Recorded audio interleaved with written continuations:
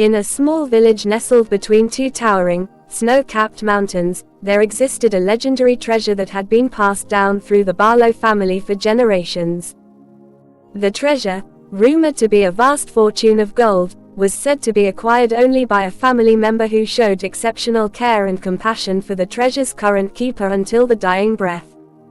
The treasure was not to be taken by greed or force, but by someone with a heart pure enough to understand the true meaning of love and sacrifice. The Barlow family had long been the guardians of this treasure, and their lineage had been tied to it for centuries. But despite its legendary status, no one had ever truly discovered its location. The only thing that had been passed down through the generations were tales, whispers, and cryptic warnings about the treasure and the requirement for someone with a pure heart to unlock its secrets.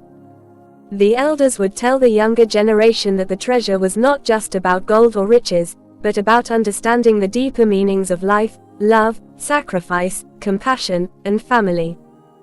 The story began with an elderly woman named Clara Barlow, who had inherited the treasure from her own mother. Clara had lived a full life, filled with both joy and sorrow, and now, in her final years, she was frail and bedridden. Her children, who had grown up in the shadow of the treasure's legend, eagerly awaited her passing.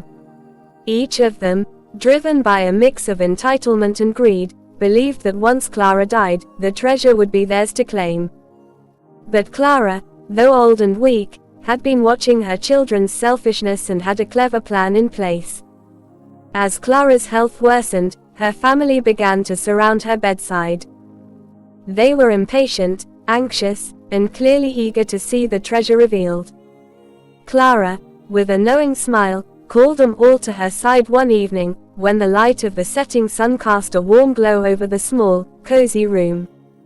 "The treasure," she said in a voice that barely rose above a whisper, "will only be found by the one who takes care of me with pure intentions until I sleep well." Quote. The family exchanged puzzled glances. They had heard the story all their lives, but no one truly understood the meaning of Clara's words. To them, sleeping well simply meant a deep, peaceful rest, something that was certain to happen soon enough given her age. But Clara's words were far more profound than they realized. Sleeping well, as Clara knew, was a euphemism for death, and the treasure could only be unlocked by someone who had shown true love and care for her, someone who had proven their selflessness and compassion until her final breath. Clara's eldest son, Samuel, was consumed by greed. For years, he had lived under the assumption that the treasure was a right that would be handed to him.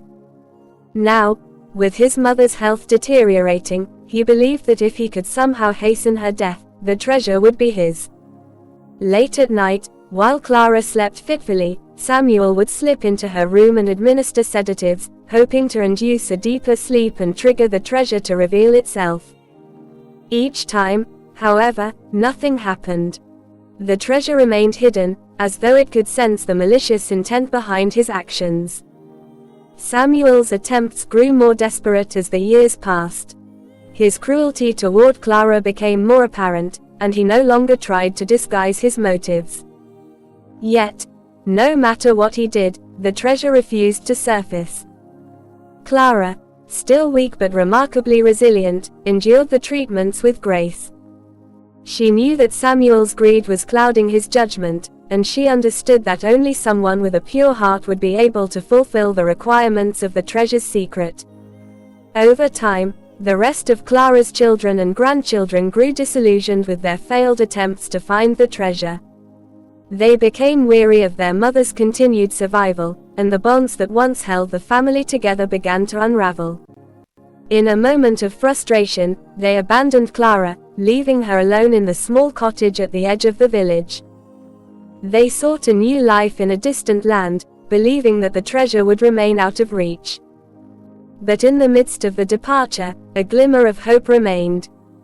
Clara's youngest grandchild, a little boy named Peter, had always adored his grandmother. Peter, too young to understand the depths of his family's greed, saw the love in Clara's eyes and believed that the key to the treasure lay in caring for her. So, as the rest of the family departed, Peter snuck away from the village and returned to his grandmother's side. He was determined to show her the compassion and devotion that had been absent from the others. Clara, now more fragile than ever, welcomed Peter's presence with open arms. She did not scold him for running away from his parents, but instead, she embraced him with the love and warmth that only a grandmother could provide. Peter, in turn, tended to Clara with a tenderness and patience far beyond his years. He fed her, comforted her, and sat by her side, telling her stories and listening to her wisdom. The two shared many quiet moments, and in the process, Peter began to understand the true meaning of the treasure that his family had sought for so long. As Clara's life drew to a close, she called Peter to her bedside. Her voice was faint, but her eyes were filled with love and gratitude. "Peter," she whispered, "the treasure is not gold. It is not riches or jewels, but the love we have shared. You have been my true heir, not because of blood, but because of your kindness." With a final, peaceful breath, Clara passed away, and Peter was left to ponder her words. In the days that followed, Peter tended to Clara's grave with great care, just as she had instructed. He planted flowers around the site, making sure it was always neat and respectful. Over time, a young tree began to grow where Clara had been laid to rest. It was small at first, but its growth was remarkable, with its branches spreading wide and strong as though reaching for the sky. The villagers watched in awe, but no one understood the significance of the tree. Years passed, and Peter, now a young man, left the village to explore the world. He learned the value of hard work, integrity, and compassion, gaining wealth and knowledge in a manner that was rooted in generosity and kindness. He returned to the village many years later, where he was greeted with surprise and awe by those who remembered him as a young boy. His family, now destitute and broken, begged for his help. The greed and cruelty had caught up with them, leaving them with nothing but regret.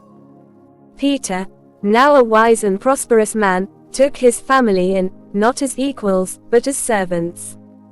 He fed them, clothed them, and offered them the very compassion they had denied him as a child. His generosity was not born out of obligation, but from a deep understanding that love and kindness had shaped his success. His family, humbled and ashamed, realized too late the value of the treasure they had abandoned in their pursuit of greed. The villagers, too, saw the truth of Clara's prophecy. The tree that had grown from her grave stood tall and proud, its roots spreading deep into the earth. One day, as the villagers gathered around the tree, they discovered that its roots had unearthed a chest buried beneath the soil. Inside the chest, they found gold and jewels, but it was clear to all that the true treasure lay in the lessons learned from Clara's life, the love, kindness, and compassion that Peter had shown her, and the selflessness that had allowed him to unlock the treasure's secret. Peter's story became a legend in the village, a story that would be passed down for generations. The treasure, once thought to be a mere fortune of gold, was revealed to be something far greater, the wealth of love, compassion, and family. Material wealth, but the love we give and receive, and the selflessness that shapes us into better people.